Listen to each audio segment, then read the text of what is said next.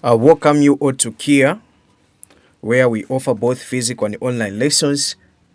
In today's session, we are going to answer this question that came in 2019 biology paper, specifically under respiration.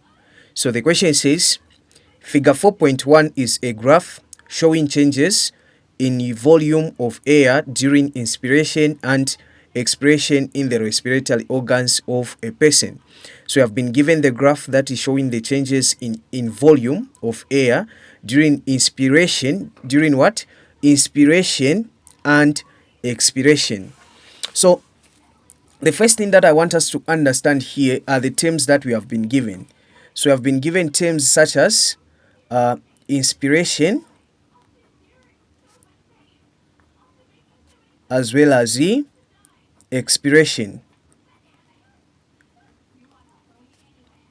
Okay, so now what you need to understand is that when they say inspiration, inspiration simply means breathing in. Okay, then when they say expiration, expiration simply means the opposite of inspiration, which is breathing out. Okay, so this is inhaling, exhaling. Okay, so inspiration, breathing in, expiration, breathing out. Now, apart from understanding these terms, it is always necessary to understand the differences, the key differences between the two terms, because you may be given a question that will require you to give the differences between the two terms that we have been given, which is inspiration and expiration. So allow me just to draw a simple table that is going to summarize certain key differences between inspiration and expiration. Okay, so we are going to have inspiration this side, and we are going to have expiration the other side. Okay, so air enters the lungs. Then, so that's the first thing that you need to understand. During inspiration, air enters the lungs, and during expiration, air leaves the lungs. Okay, so air leaves the lungs. Remember, gaseous exchange takes place in the lungs. Okay, then during inspiration, lung volume increases. Lung volume increases, and during expiration, lung volume reduces. Okay, lung volume reduces. I hope you are taking note of the differences there. Then apart from this, you also need to understand that during inspiration, pressure decreases. Pressure decreases. While during expiration, pressure increases. So the third point here is the opposite of the first point, where we said lung volume increases during inspiration, then lung volume reduces during expiration.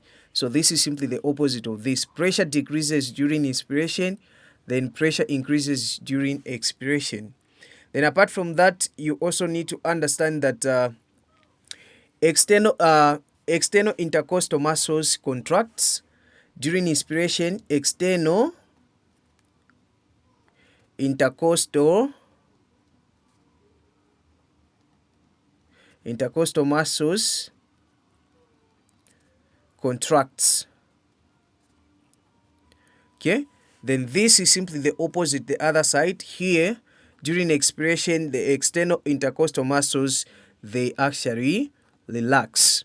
Okay, so these are some of the key differences that you need to understand between the two terms given, which is inspiration and expiration. The first question here, which is question A, numerical number 1, says, which letter shows the process of inspiration which is taking place? So the letter which shows the process of inspiration here is actually F, okay? Because as you can see, we can tell that here the lung volume was what? Was increasing, simply implying that more air entered the what? The lungs. So the letter that represents inspiration there is letter F, okay?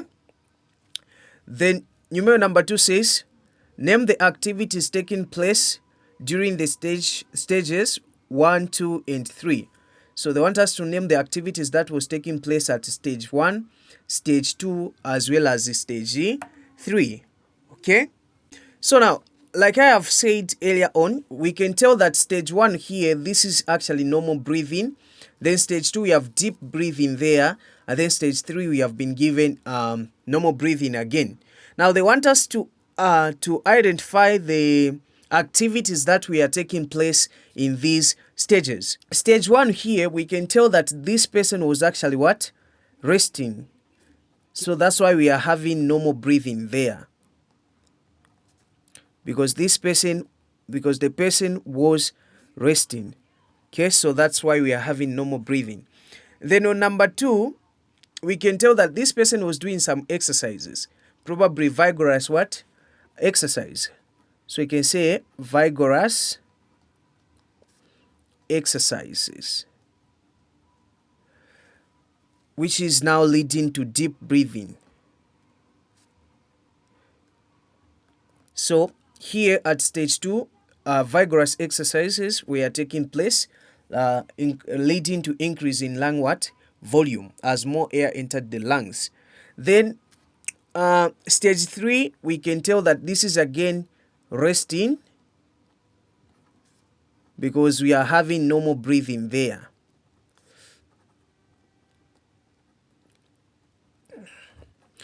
We are having normal breathing here. As you can see, the lung volume is equal to the lung volume that we had here on the first stage. So meaning that at stage 1 and stage 3, this person was actually what?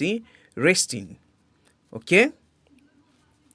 Then question B says, explain why there is an increase in air volume during stage 2. So during stage 2 here, why is there an increase in lung volume? Now, what you need to understand is that whenever a person is exercising, he or she needs more air. This is due to increased what? Respiration. So as a result, you are going to find that more air is inhaled into the what? Lungs, increasing the what? The volume, okay? Leading to increased volume. So what we are trying to say here is the body, since we need to explain, the body requires more oxygen during exercise for what? For increased respiration. For increased respiration. Okay? Therefore, more air is inhaled, leading to increased what? Volume. Okay? So the body requires more oxygen during exercise for increased respiration.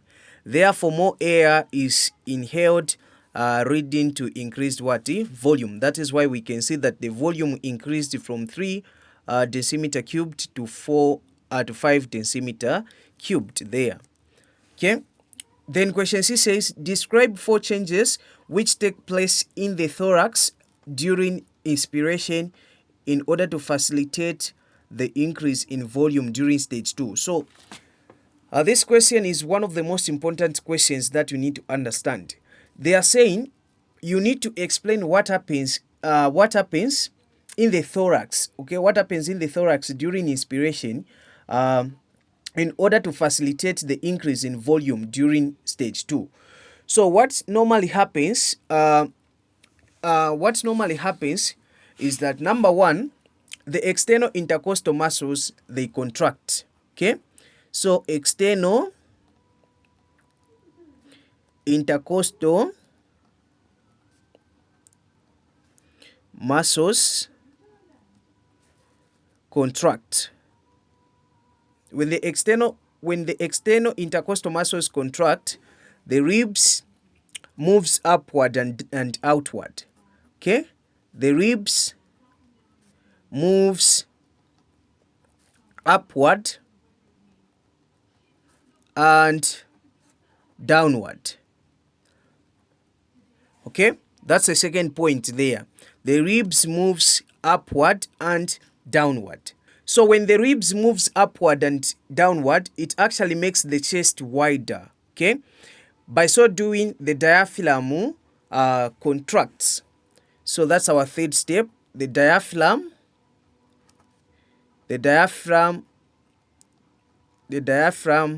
contracts. The diaphragm contracts. So when the diaphragm contracts, the thoracic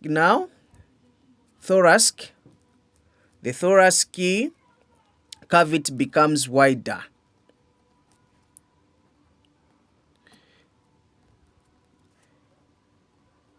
So when the thoracic cavity becomes wider, more air enters the what? The lungs. So these are the 4 steps that you need to understand. External muscles contract, the ribs moves upward and downward, the diaphragm contracts, thoracic cavity becomes wider, then more air actually enters the what? The lungs.